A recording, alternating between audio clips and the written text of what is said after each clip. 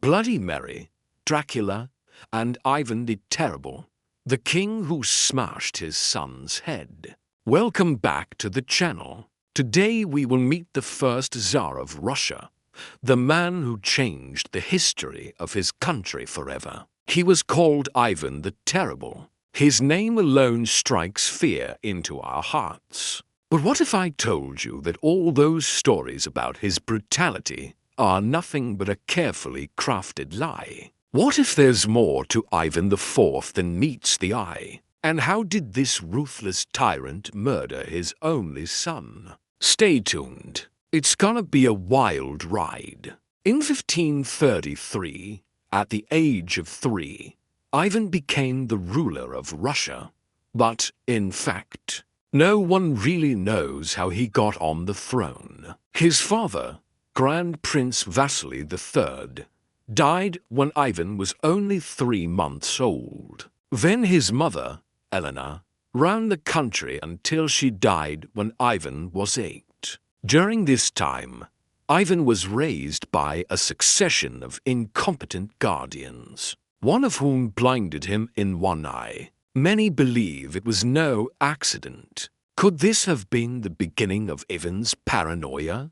Maybe. During his early rule, Ivan demonstrated brilliant political genius, instituting sweeping changes in legislation, education, and land reform. But then he married his cousin Anastasia and had 2 children with her. Their marriage was unhappy, and Anastasia died under mysterious circumstances. Rumors spread that Ivan had poisoned her. Paranoia plagued Ivan for the rest of his life. He started seeing enemies everywhere. Was he right to feel that way? Well, let's ask history. First, let's take a look at what happened in the country. Russia was doing well economically, but it was constantly at war with Lithuania, Sweden, Poland, and Crimea. The boyars, Russian nobility, opposed many of Ivan's policies and wanted him dead.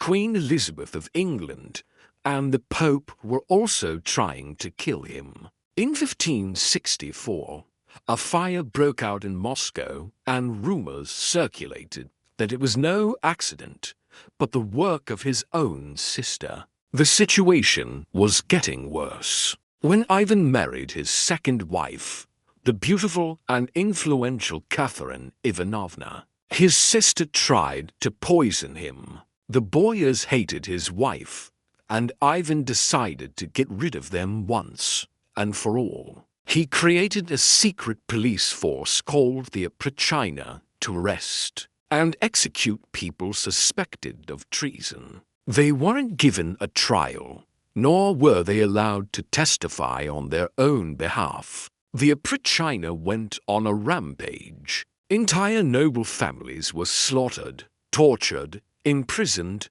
and exiled. Cities were razed to the ground.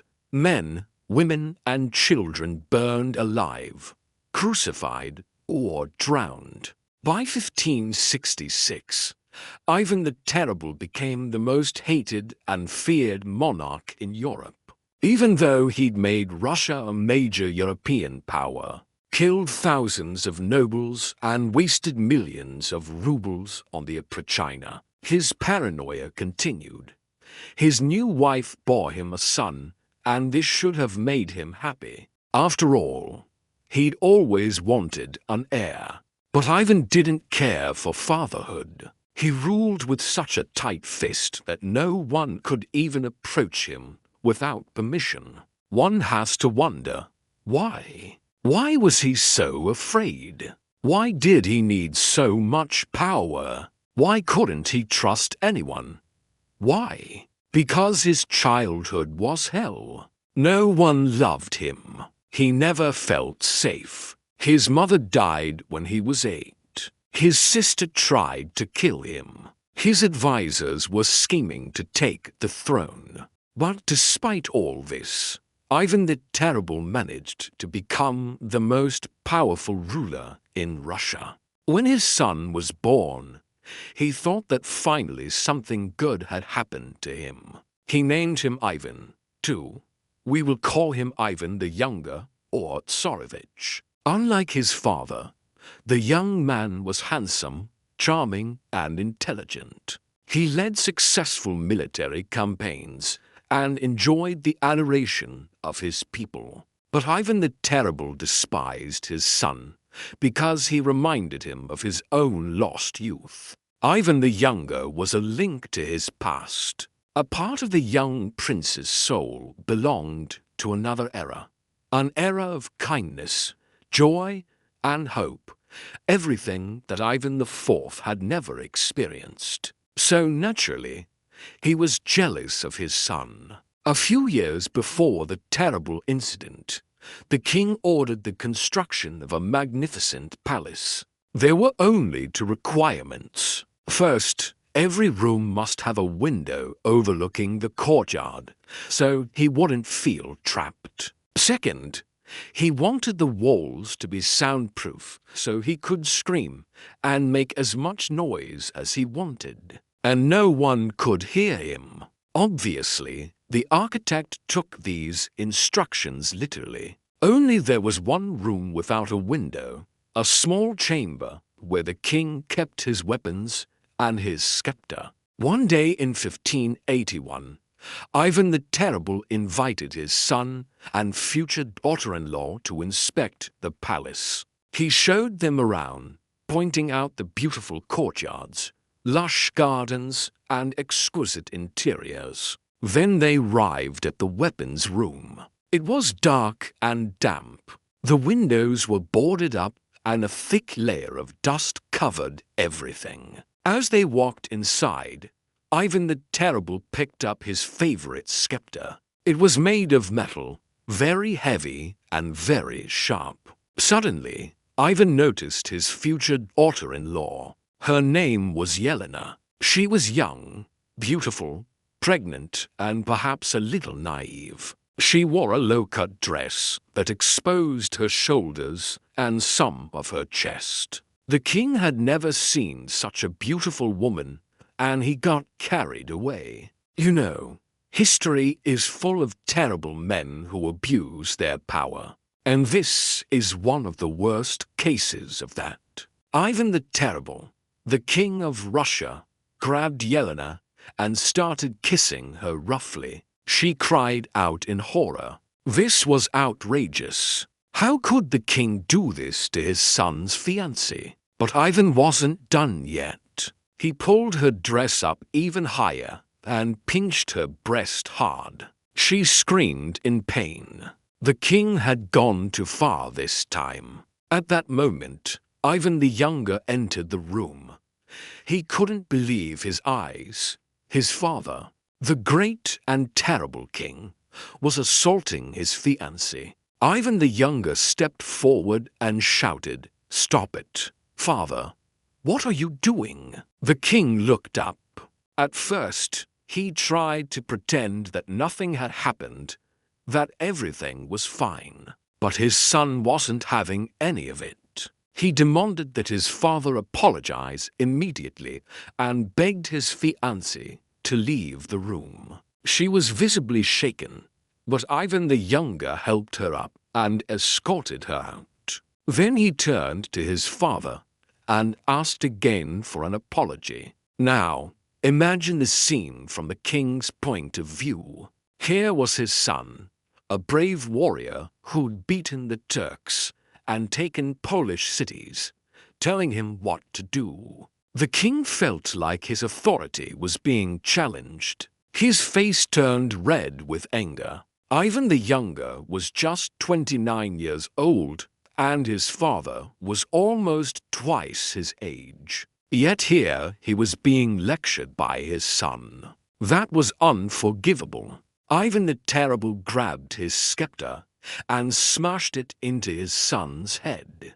The metal tip cracked his skull like an eggshell. Blood poured down his face. He fell to the floor and lay there moaning. Now, imagine the scene from the son's point of view. You're defending your fiancé and asking your father to apologize. But instead of talking things through, the king goes nuts and hits you over the head with a metal scepter. That's gotta hurt like hell. Meanwhile, the king looked down at his son in disbelief. What had he done? He cradled his son's head and wept uncontrollably. But it was too late. For days later, Tsarevich Ivan Ivanovich died. History doesn't tell us what he was thinking during those last few days, but I bet his thoughts were clear and strong. Betrayed by his own father, he knew that Ivan the Terrible hadn't meant to kill him, but that wouldn't stop him from avenging his honor. On November 16, 1581, the king's son was laid to rest in the Archangel Cathedral in St. Petersburg. 3 years later, Ivan IV followed his son into the grave. He died believing that he had brought nothing but misfortune to Russia, the murder of his only son. That was the turning point. It's the event that historians point to when explaining the decline of the Romanov dynasty and the 7-year famine that followed. In 1605, a group of discontented nobles known as the False Dmitris overthrew the young and inexperienced Tsar Fyodor Ivanovich, Ivan the Terrible's grandson. The Boyar family that had supported the False Dmitris murdered the young Tsar and placed the impostor on the throne. This event is known as the Time of Troubles, a term used to describe the civil war and unrest that engulfed Russia. After the death of Ivan the Terrible, the country was in chaos. There was no law or order. Bandits roamed the countryside, killing and looting. Famine and disease were widespread, and the people were desperate. In 1613, the Boyars finally realized that they needed help. They turned to the Polish king and asked him to marry their princess and put one of his relatives on the throne. This event marked the end of the Romanov dynasty. Russia had been without a king for 10 years, and the country was in ruins. After centuries of oppression, Ivan the Terrible's legend continues to live on.